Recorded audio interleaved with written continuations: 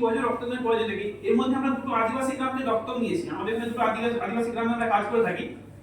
সবথেকে ভালো লেগেছে আদিবাসীরা হয়তো ভয় করতো, আমি কিছু মনে করবেন না যে রক্তদান করবো না এরকম একটা ভয় করতো, কিন্তু আমি দুটো গ্রামকে তৈরি করেছি।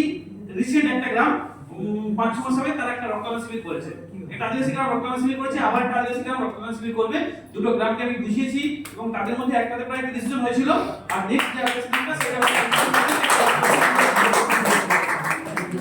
তো সকলে রক্তদান শিবির করছেন। তো রক্তদান শিবির করলেই হবে না, যেটা বলছিল যে দেখবেন যে আমরা হয়তো গিফটের ব্যাপারে আমি গিফট টিপ এগুলো রাখবেন না রক্তদান শিবিরে। আমি সবাইকে বলি গিফট টিপের আয়োজন করবে না, না গিফট দিচ্ছি বলে রক্তদান শিবির করতে হবে সেটা কি বলেছিলেন?